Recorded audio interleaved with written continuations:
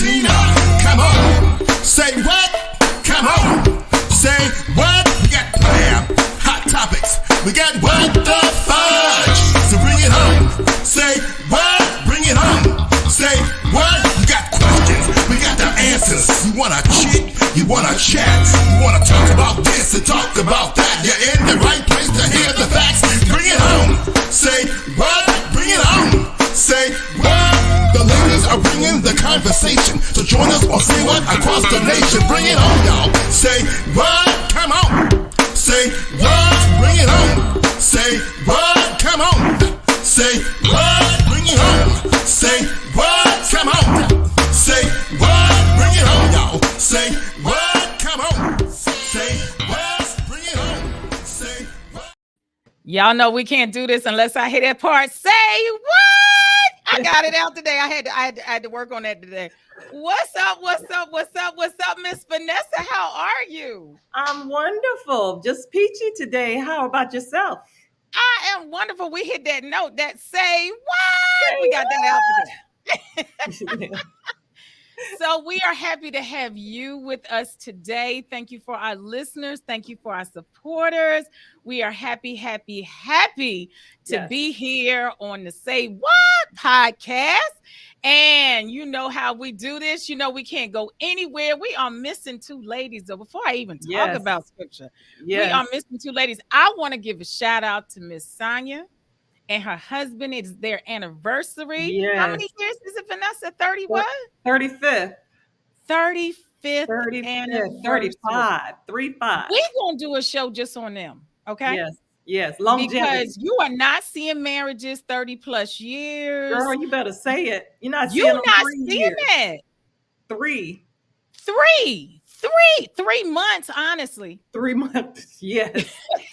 dare I go to 3 days? Okay. You know? So, I mean, to have somebody 30 plus years. Right. In my practice, I had a couple that was married 60 plus years that I actually interviewed and got a chance to talk to them about what the secret to their marriage is. And that's the funny part. We like to think it's a secret. It's not a secret. It's not a secret, but again, you still celebrate people being together that long. Is a wonderful thing. So we excuse Sonia. She is allowed to be gone today. Miss Bettina is also out today. We are missing her, Miss Juvie, Miss Bettina, Miss / So we're missing the bishop and the junior bishop. The bishop and the junior bishop. What is we gonna do? What us gonna do? What us gonna do? But we're gonna work it out, Miss Vanessa. We're gonna hold it down. Yes, we are. Y'all know when people are missing, y'all, you know, somebody got to fill in, and it's me today. So I got to do the scripture today. Today's scripture is Proverbs 14:23, and I'm going to do it in the Message version. For those that don't know, the Message version kind of brings it to more English that we understand. You remember in high school, Vanessa, you know, Shakespeare and thee, thou, and this, we got lost. So the Message version is a great version to consider because it helps bring it down to something that's more layman's terms. Yeah, absolutely. So the scripture is Proverbs 14:23 and 24. If you work hard at what you do, great abundance will come to you. That sounds like a little poem, don't it? If you work hard at what you do, great abundance will come to you. But merely talking about getting rich while living to only pursue your pleasures brings face-to-face poverty. Okay. So that's 23. 24. The true net worth of the wise is the true net worth of the wise is the wealth that wisdom imparts, but the way of life for the fool is his foolishness. Oh, that's deep. So Vanessa, what you think about this scripture? That's deep. I like that. I really like the first verse. Can you read that again? Absolutely. As they say in church, read. Read. No. You got to do it right, Vanessa. Ready? Read. If you work hard at what you do, great abundance will come to you. Wow. But merely talking about getting rich while living only to pursue pleasures will bring you face to face with poverty. Wow. That scripture, that's a sermon in itself. Mm-hmm. Talking about Mm-hmm. getting rich while living only to pursue your pleasures. That means you're not actively working on your goal or desire to have a better or wealthier life, whether it's money wise or um, relationship wise. Um, that sounds like faith without works. That to me, that's what it's saying. Faith without works will only what's that last part about your pleasures? If you live life while only pursuing your pleasures, it'll bring you face to face with poverty. And that's what it sounds like. You're not actually pursuing. You're just going after your pleasures and not pursuing the other part. So right now, if you're only going out for what I want, getting the things that I want, me, then I could see how that could put you in the poorhouse, because you're not you're buying. Absolutely. Okay, it's a desire. You're going after your own desires and not thinking about, you know do I always have to get all of my wants? Am I going, do I always have to be pleased? I know you work hard and whatnot, but is that what it's all about? To me, that's what that scripture is saying. Absolutely. And coming from a different perspective, sometimes we glorify those who have lots of money, Absolutely. right? And while we're glorifying, we're not working. Exactly. Faith We're without not work. working at Yep. trying to increase our own wealth. We're Exactly. we're we're celebrating. Like I always put Oprah in a whole nother stratosphere when it comes to money. She got money in with her face on. Okay. Right. But we put that on a pedestal somewhere. And Oprah did her work. The question is, have you done yours? Right. We spend And our time. go Go ahead. ahead. Go ahead. And at the same time, old school, since we old enough to know this conversation, our parents would tell us, well, I done worked all day, so I can have, I can do, I would be able to do and kind of do. And sometimes with not pulling that apart, you think, well, all I got to do is just go to work. And that's it. You're not working at building wealth. And that's why the second half of the scripture is important, because it says the true net worth of the wise is the wealth that wisdom imparts. Because So wisdom that will tell means you're you. looking for wisdom. I'm looking for ways to be able to increase, not blow my money. Right. Right. Whoever gets here first with my paycheck gets their money. Whoever don't, oh Right. well. You're not looking at ways to increase that. So sometimes we got to come out of the spotlight of others, celebrating everybody else's money without looking at mine. What do you Because think, Vanessa? wisdom will tell you that you too, could be there too if you work hard. If you change your mindset and not glorify the person that has, because you don't know the full story of how they got to where they are to have what they have, whether it's a relationship, financial, whatever it is, you don't know. So wisdom will say, hey, you know, because if it's a desire of your heart, if it's a goal you have set, wisdom will say, hey, don't spend all your time on Facebook or on the internet looking them up and reading about them. What can you do? What have you done to, Absolutely. to become a little wealthier, in whatever area it is that you desire? Wisdom will say, hey, Facebook isn't going to help you get out there, look, glorifying and being in awe of someone else and always there to see what they've done. What are you doing? Absolutely. And to Wisdom the will tell you point, to put it down. right, to the point also, because right now it's the gram, it's TikTok, it's Snapchat, It's it's, everything. looking for likes without necessarily looking at. So let's go old school. Let's make it practical. Remember when, we first started working, a lot of it was during when we first started getting into the Right, field, and they were saying, don't spend money on lunch every day. Take right, that money, put it up, save it, invest it, look into things. right. But sometimes just even dealing with coworkers who are out spending money. I was watching ESPN this week. Actually, it was last week, and they were teasing the host. For those that don't watch First Take, I loved First Take. Okay, and Molly Q is the host, and then she has Hmm. all the guys who come in and talk about their stuff. But Molly brought in her lunch, and they were teasing her about Wow. her lunch I bag. saw that. I saw It that. was a pink lunch bag, and I they saw went that. inside the lunch bag, and it was just everybody was laughing. And Molly was serious. She was like, "Look, lunch in New York is expensive," Yep. and they were teasing her. Now she took it all in stride, but sometimes personally, that's where we fall because people are like, "You brought your lunch?" And you remember pulling out the sandwich bag, Vanessa, and you unlocked the The sandwich brown bag. paper bag. Brown paper bag. People would tease you because you're trying to do something that's not Right. necessarily popular. Right.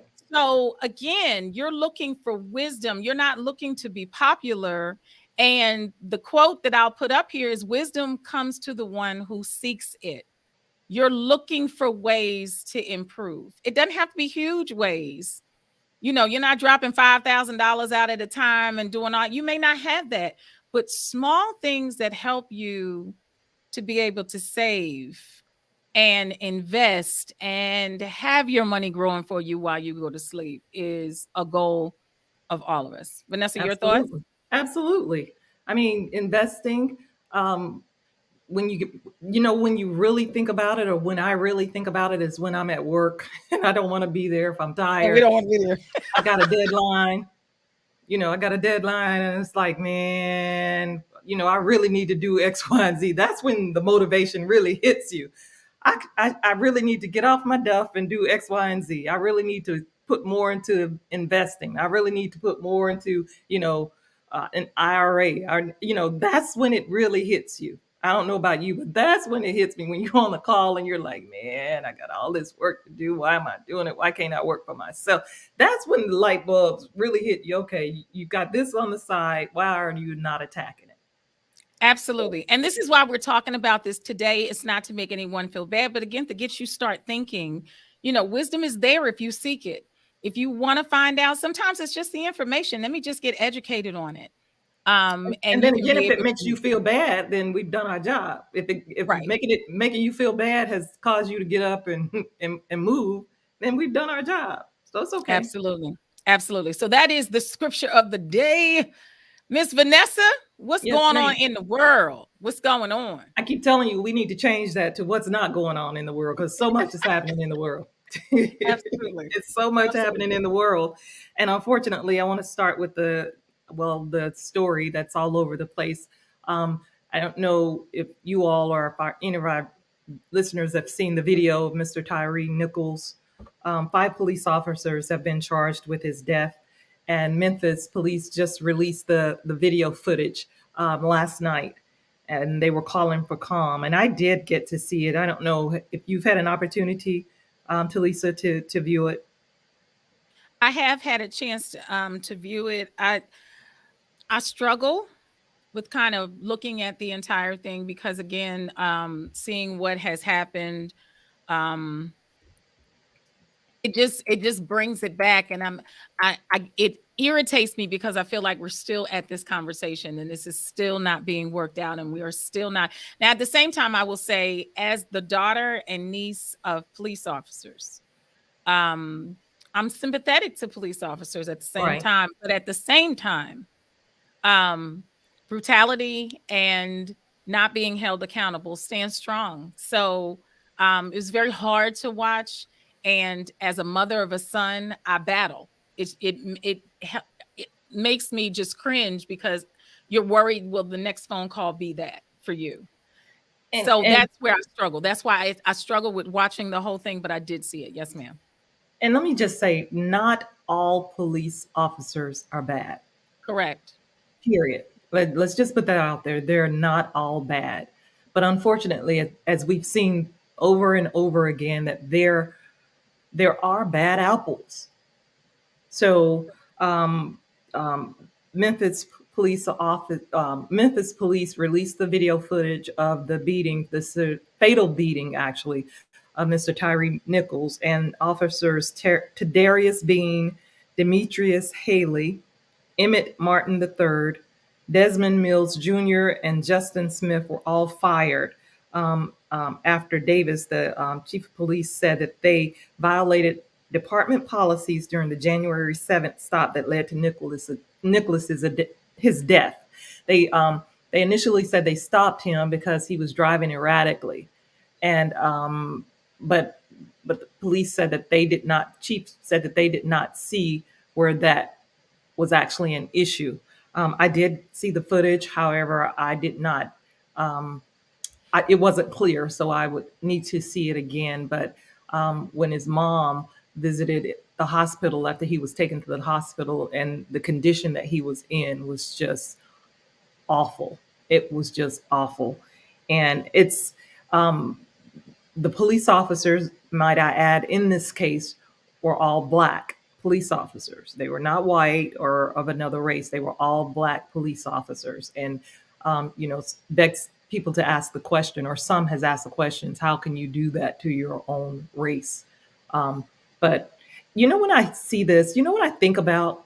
Remember back in the day when we were in school, the groups NWA and Mhm. um, those groups, how they would talk about police brutality. Yes. So this has been going on for quite some time. I, It's I been think going the on only for a very difference long time. the only difference is now we have these. We have cell phone cameras. There's cameras everywhere. So somebody somewhere is seeing. Somebody somewhere sees what you're doing. I Whether have you to know it or I not.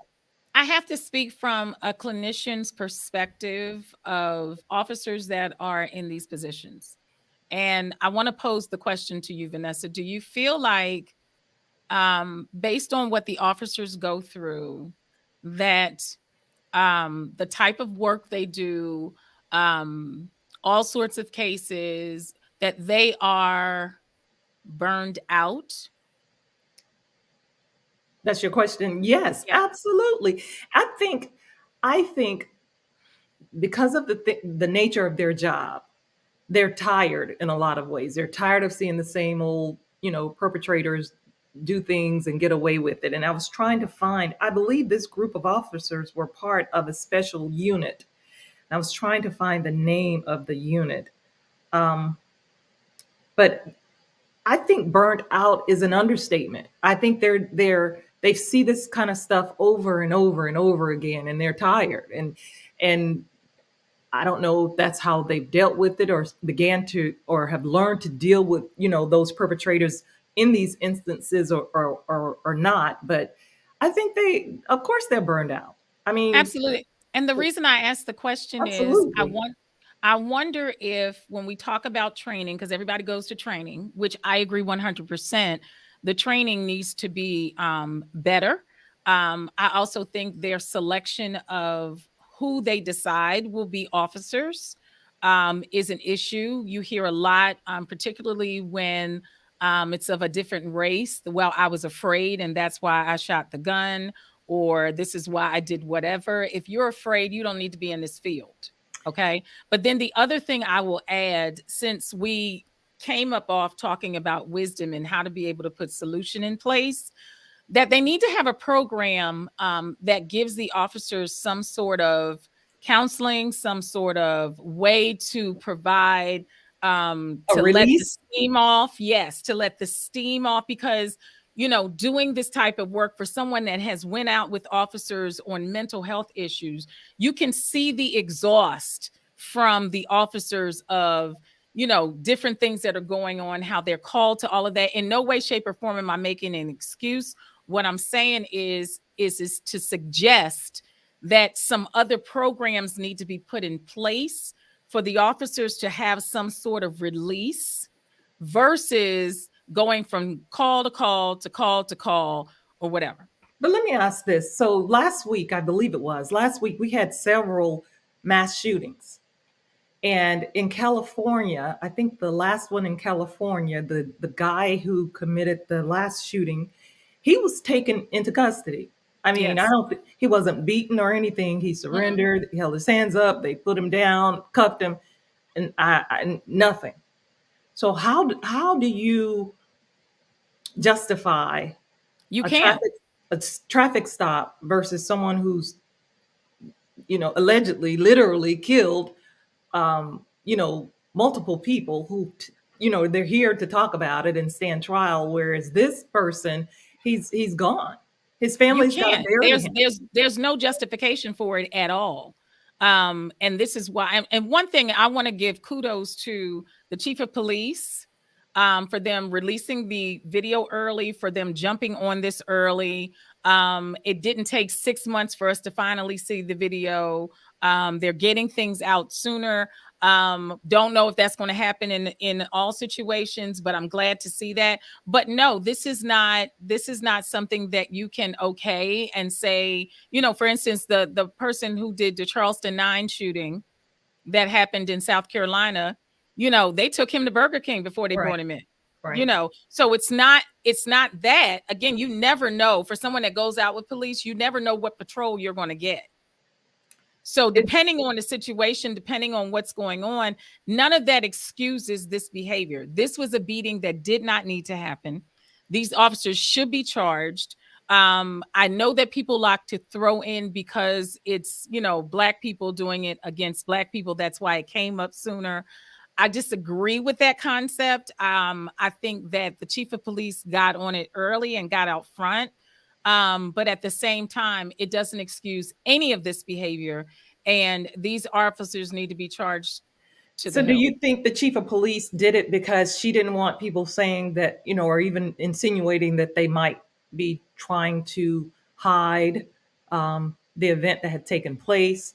Considering, in other instances like these, it takes forever, months down the line, this is revealed to have But a lot occurred. of it is the reason that it's not revealed is because it's a lot of red tape. It's the DA holding it. It's the chief of police holding it. It may be the mayor holding it because the mayor is over the police. It could be a number of things, which is why you can't say this will be the standard going forward.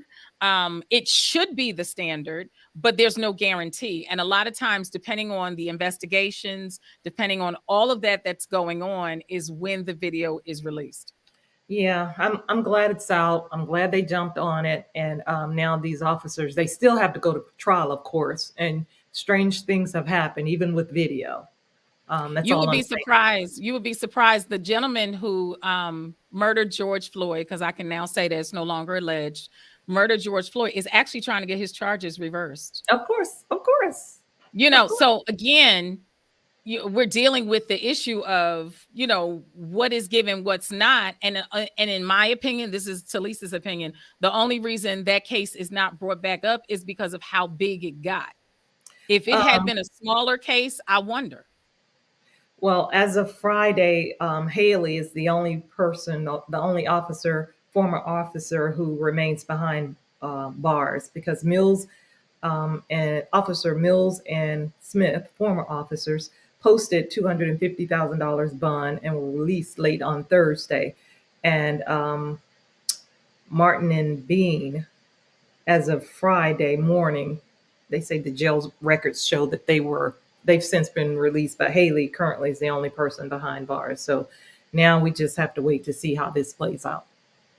Yeah, So and again, it brings it back to light. And in my opinion, this had an opportunity to get better.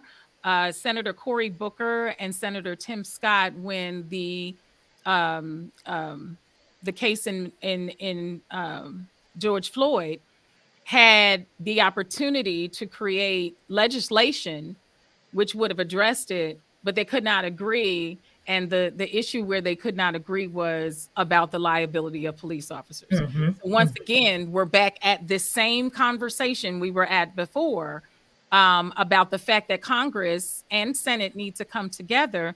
Because again, the focus has always been, well, we can't have the liability go on to police officers because then we won't have any police officers. That's not true. right, right. And So why do they get off with liability, but everybody else has to pay the penalty? It's just wrong. It's just wrong. eventually it's going to change. You can't stay this way forever. And eventually things will change. So we have to keep all parties, the family of Mr. Nichols, as well as the families of the police officers, because, they suffer too.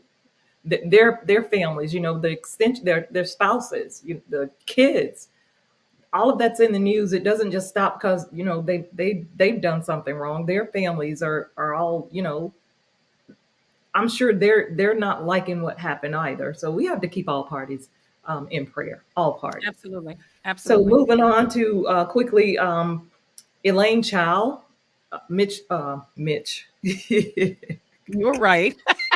You said it the right way the first time. Mitch McConnell's wife finally Hmm. responded. You know, when the former White House resident was in office, he would make it started after he left. He started making um, some horrible comments about Mitch McConnell's wife. You know, she resigned after the insurrection and whatnot, and I guess he didn't appreciate it. And he would call her names and make foul comments about it. One in particular had to do with President Biden's documents, and he said, "Does Coco Chow have anything to do with Joe Biden's classified documents being sent and stored in Chinatown?"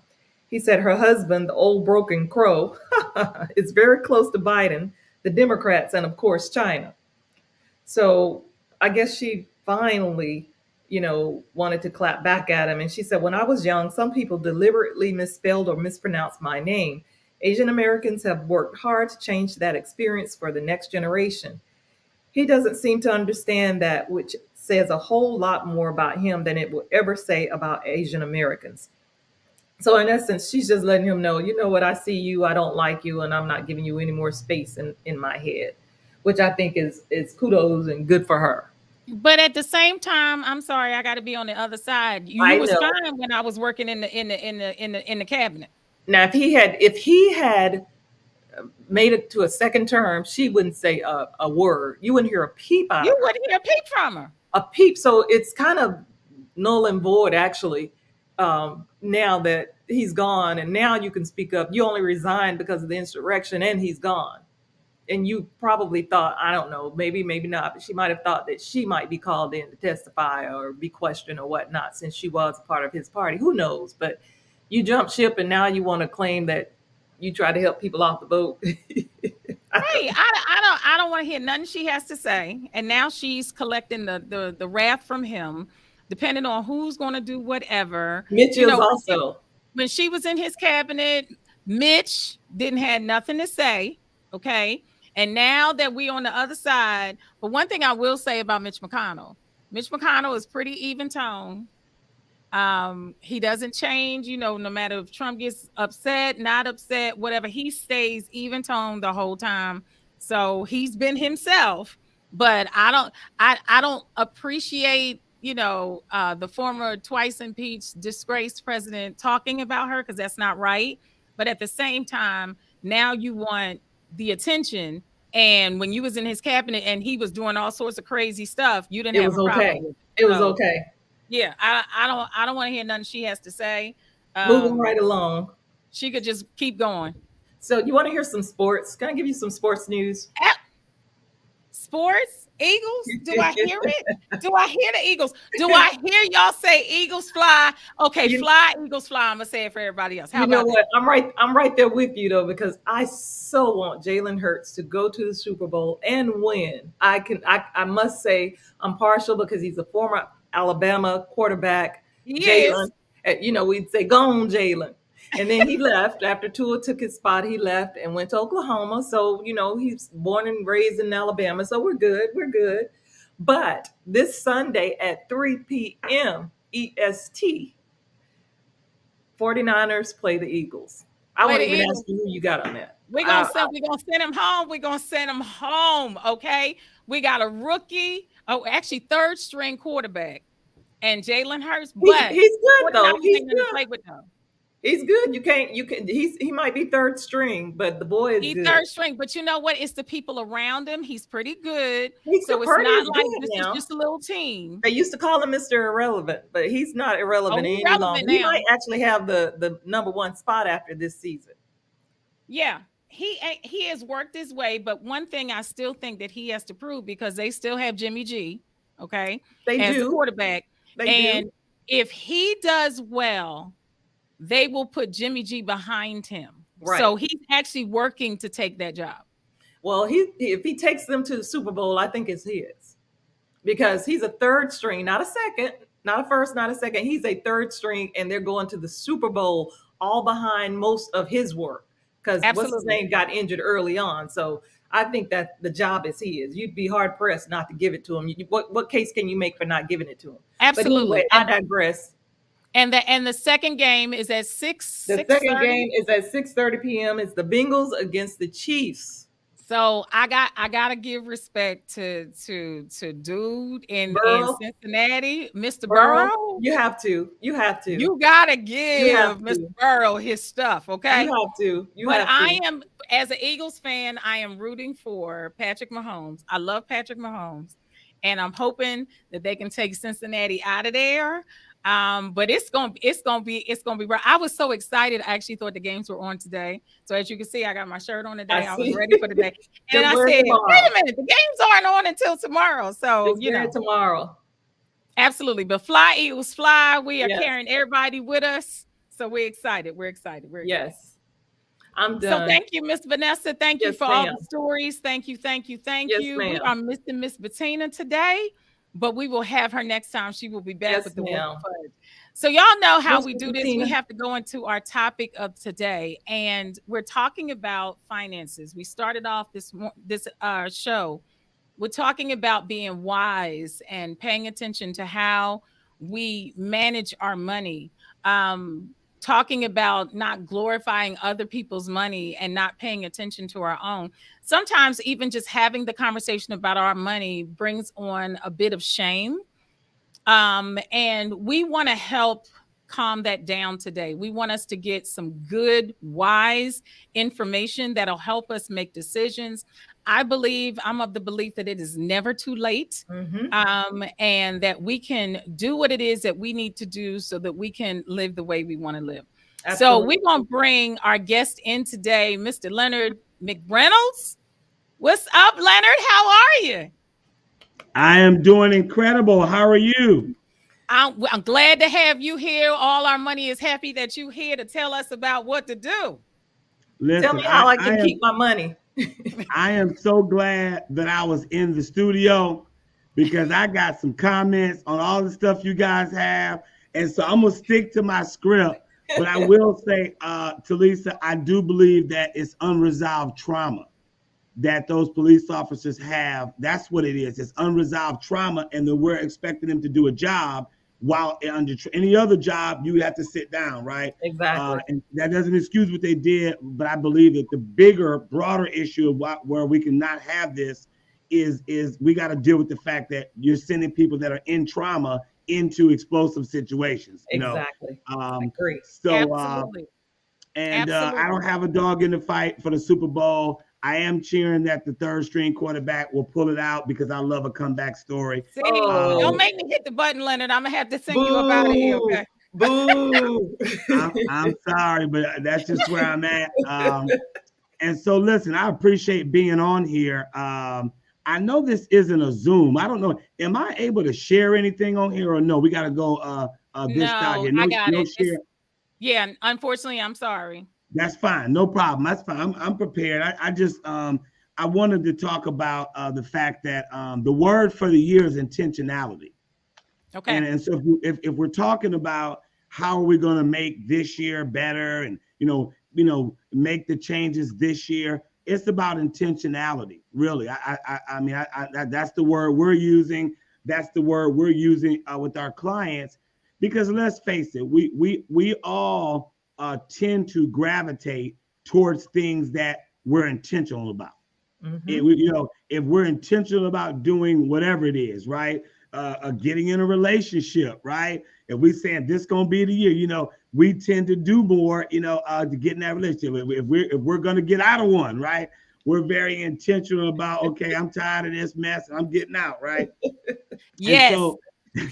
And so I think that from our experience working with people, when they become intentional and live intentional about their money, then begin to happen there, right? And what I'll say at first is just listen. Look, if you got a bunch of money and you're making a bunch of money, you have no responsibilities. Sure, it is easier perhaps to see a pathway to being in control. But I can tell you, we have clients that are literally cash millionaires and some that are just working people, professional and blue collar. They work and just trying to make a living. And really, it is not the economics all the time. Most of it is their intentionality, right? And about the habits that they have. So a couple things I just thought about in terms of sharing that I think might be helpful to this discussion is, number one is building solid morning habits. Like if you really are in a place where you're saying, I want to change this, then that means it's not on autopilot right now. So that means we have to recreate the right self. It is from within. I mean, Talisa, I know you can appreciate this being in the space that you're in. Listen, the answers to what we display on the outside are found on the inside. Right. And there's no difference in that when it comes to our money from our perspective. And so I think building good morning habits. Wait a minute. You said, Leonard, morning, like yeah, the morning habits. Okay. Yeah, building good morning habits, meaning that, and I'm not just talking about your money. So if you believe, and I know you guys have scripture, so I know it's a safe space for talking about our beliefs spiritually. Listen, whatever you need to add, the things that you need to change and the things you're praying for, that needs to be a part of that morning ritual. I believe that so often we are getting up and flying through life, right? And then by the time the day is over, we just hit the bed. Yep. I just believe if you want to be more intentional about our finances and about what kind of financial picture we're in, we've got to build that into our morning habits, right? Now, we know good and well, should you be in the word in the morning, and should you have, okay, so I'm just saying, even if you're not in the word, I'm saying you need to build more solid habits in the morning about what you want to see with your finances. And I'm talking about, all that stuff that, probably people are like, oh my God. Yeah. Writing it out, meditating and praying over it, doing affirmations on what you want. Man, I know that sounds crazy, but if you're trying to develop something new, it's important that be the scenario that you're in. And so also you got to plan your business for the year, whatever your business is, whether you are in business actually, or whether we just talk about what are the things, if you're in a family, whether you're married or you're the head of a single parent household, that entity economically is like a business. So you've got to plan for what's happening there, as opposed to just saying, well, I'm just going to try to deal with everything that comes up. That's very stressful, and it hasn't proven to help people change in their situations. And so also, I think, like looking at the year 2023, that's too long of a time. You got to set additional goals for the week, right? I have this workout plan I'm on right now, and I'm on the videos in the mornings, or either when I can catch them, and they're saying like, what is your one goal you're gonna set for this workout? Like, I'm gonna get through, the reps without stopping. I'm like, I ain't got there yet. I need a little rest in the middle, but the point is they're teaching you incremental goals. You're not just going to say this is going to happen for 2023 and then think, okay, I'm just going to wait for December 31st and see what happens. No, you got to, what goals do you have for this week? And can you take bite-sized pieces of, maybe it is taking your lunch. I don't care what anybody say, the leftovers I have that night before, them going in the next day for lunch is efficient. The food is good. I can control my food source. So from my perspective, I like taking my lunch, not just because I'm in the financial space, because I want to control my food source, because that's also connected to my health goals. So let me ask a question in between there, sure. Leonard. When you talk about shortening your goals, I think that's great advice, because we're looking, New Year came in, everybody's planning for the year, and what happens is people in the space that I work with, people on their habits and how they feel internally about things, is people tend to give up when they've erred. So to the point that we're talking about lunch, right? I came in and I said I was going to take my lunch this week, and I messed up 3 days out of the week. So then what we do is we just give up and we say, oh, well, this is not working. What would you say to that? Boy, that's a lot that you are bringing up there. Listen, failure is not final. I think that we got to give ourselves the ability to be able, we're work in progress, you know, in many areas. Some of us may have some areas down, some of us haven't. Anybody that's got any kids, particularly adult kids, will know. You know what I'm saying? That it's a work in progress. Anytime you think anybody I hear saying, "Yeah, my kids will never," I'm like, man, they're gonna be real disappointed one day, because it's a work in progress. So we have to give ourselves, in my opinion, give ourselves the ability. Yeah, give ourselves some grace. Okay, you know, look, you messed up. You can start over at any time. Right? I said I was gonna eat this way. I went to a function. Look, they was paying for the meal. I wasn't gonna stick to just vegetables. We had a steakhouse. Are you kidding me? The bread is on the table. I cannot, you know. But listen, if that's what you choose to do, all right, you reset, and then the next you get back on track at that particular point, right? I mean, that is just understanding that you're still better off. If you had one day that you got off your diet, or one day that you splurged, you knew you weren't supposed to buy that stuff, and you went and you bought, right? And you shopped, and it's $500 later. Just, you know, look, you can, first of all, you can return some of that stuff. But second of all, you can do better next time, right? That is also good. So I think that's really, really important for people to understand failure is not final.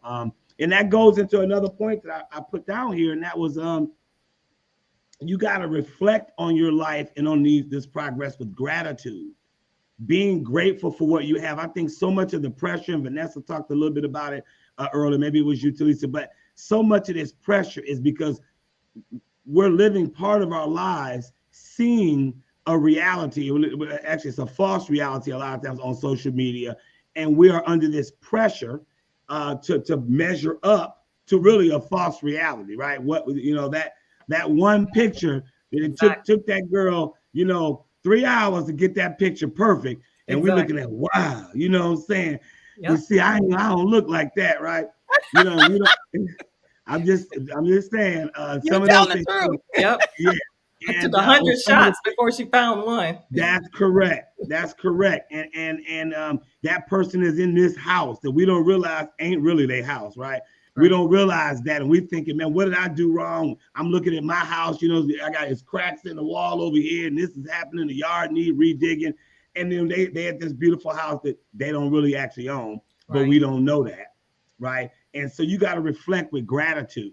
You're never going to get more blessings, better in your finances, better in your health, whatever you're trying to work with, if you don't have gratitude for where you are right now. You gotta approach progress from and reaching your goals with a sense of gratitude.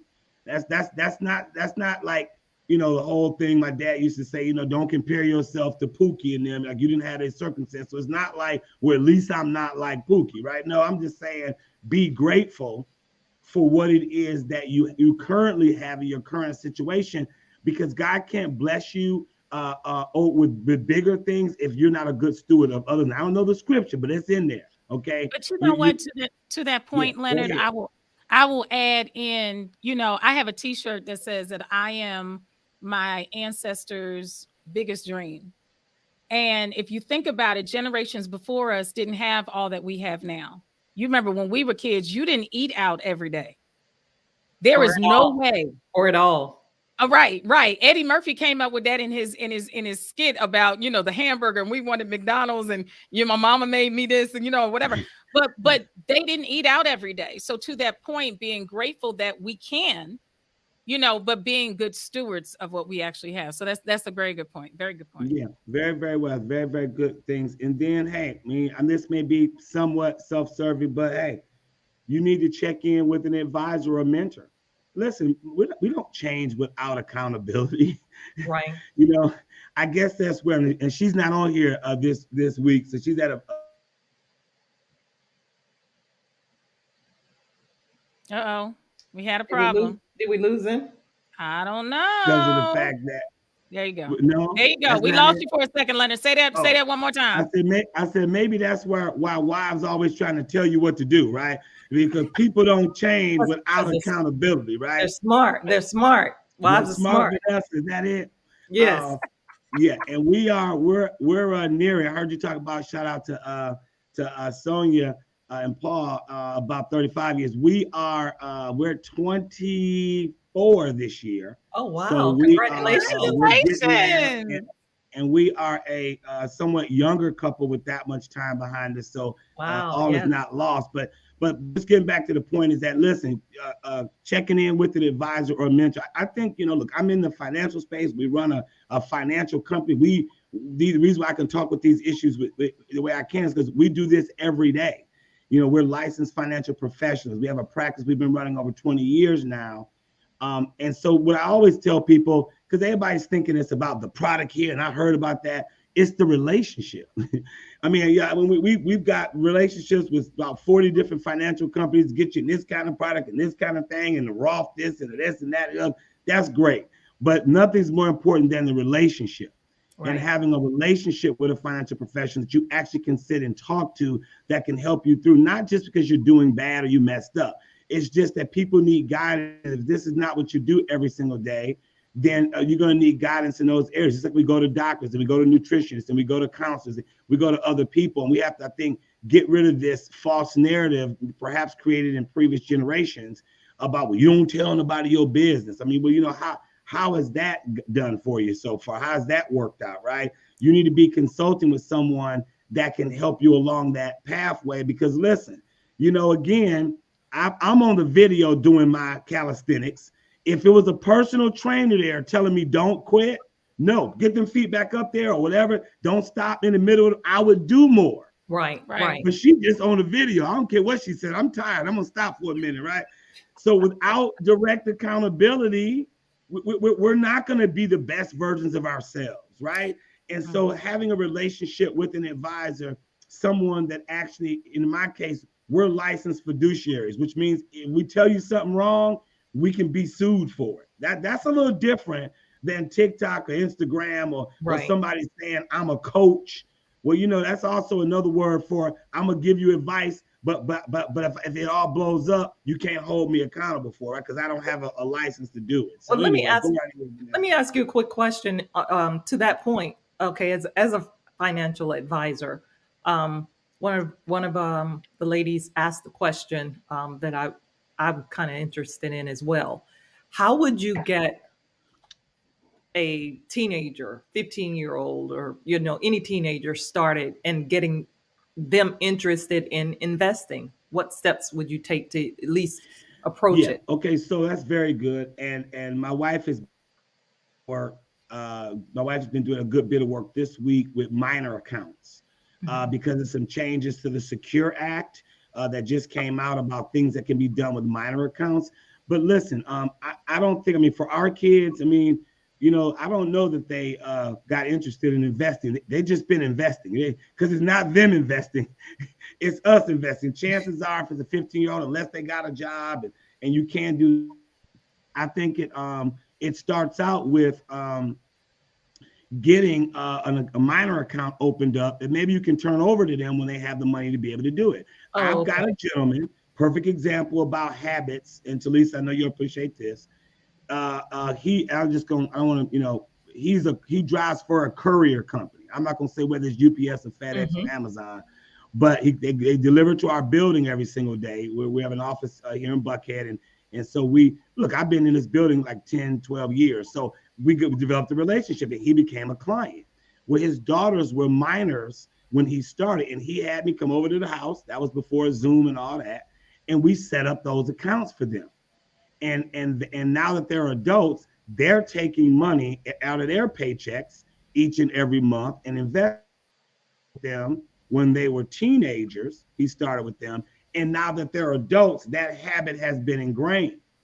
So initially it wasn't them doing it. It was the parents doing it, which, look, let's face it.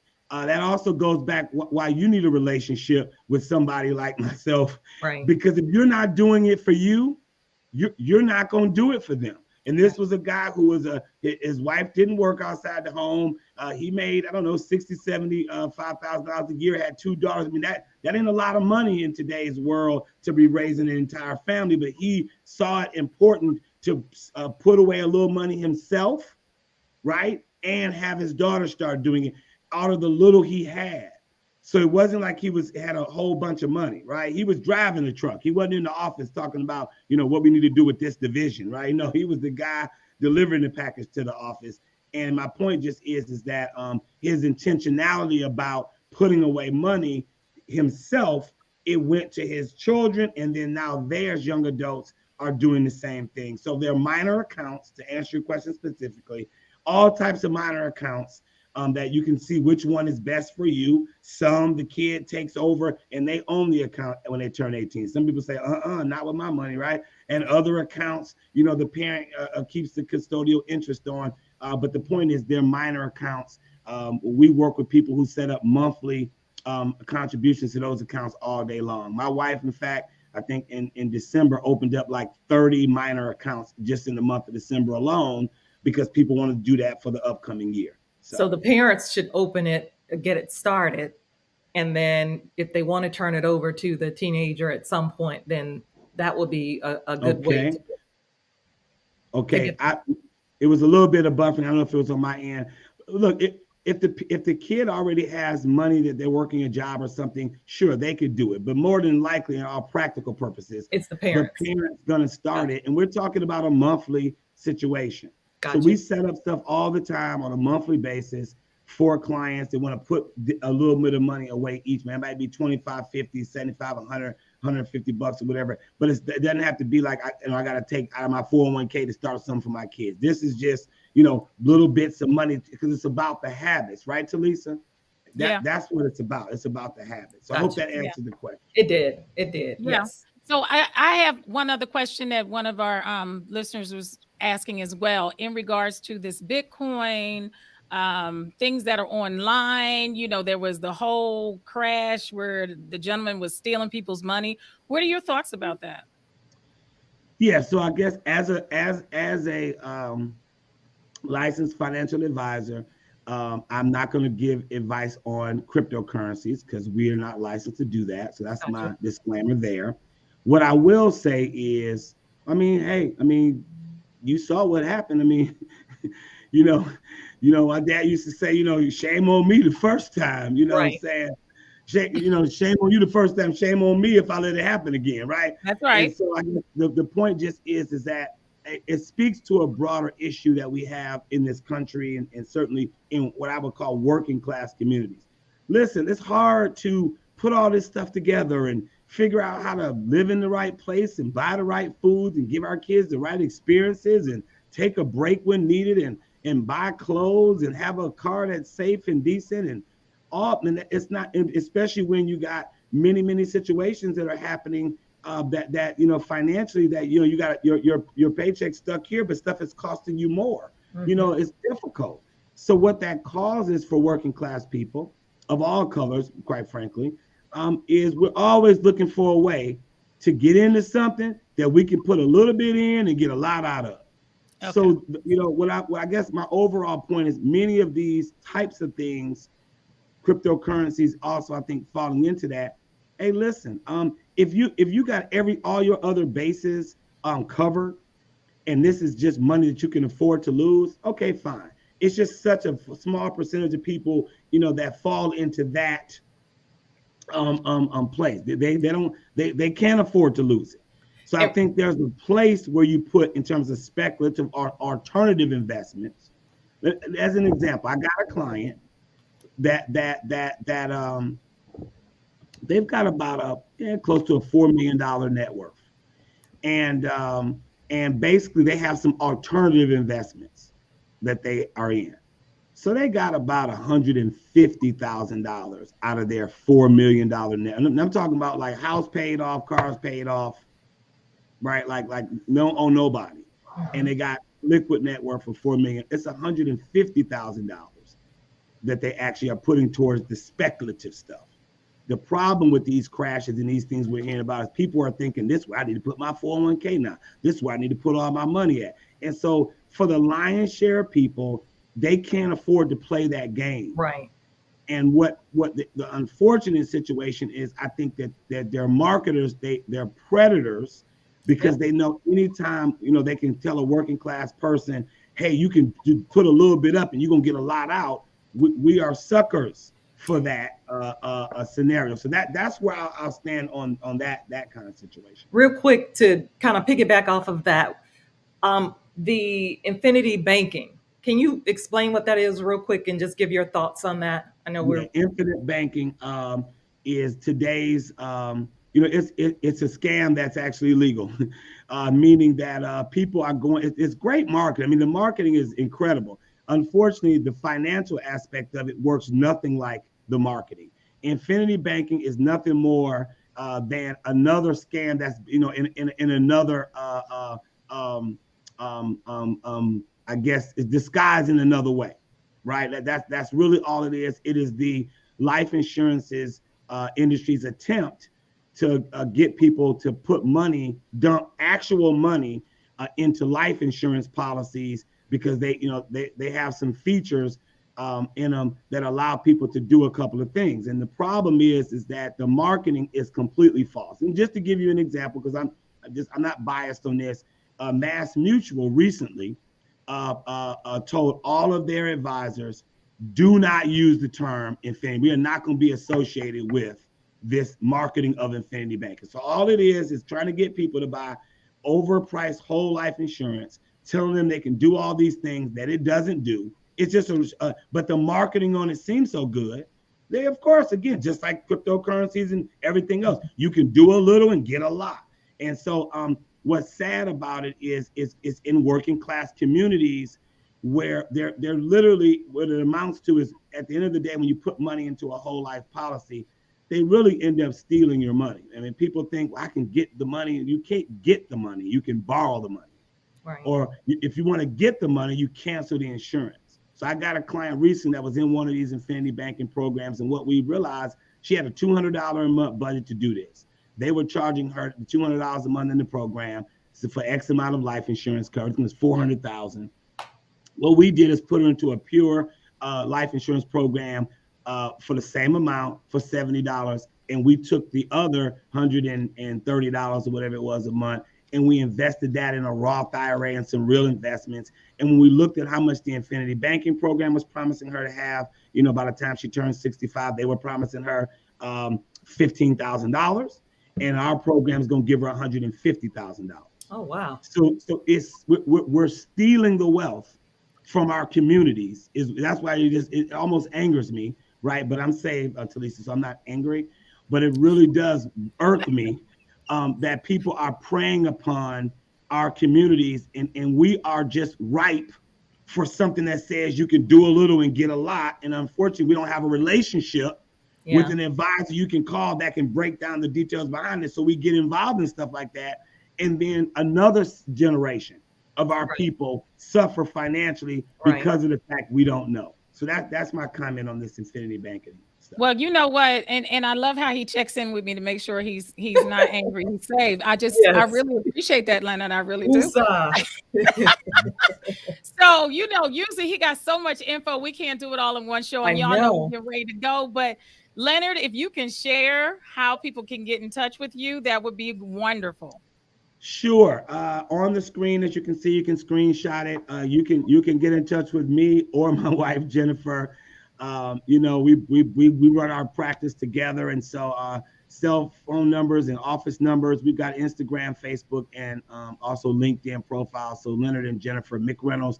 We've been operating our practice in Buckhead for about 20 some odd years. And I like to tell people with the same telephone number. You know what I'm saying? So we are licensed representatives. You can look us up and all that kind of stuff through the official channels. We're not like some people that have the scoop, right?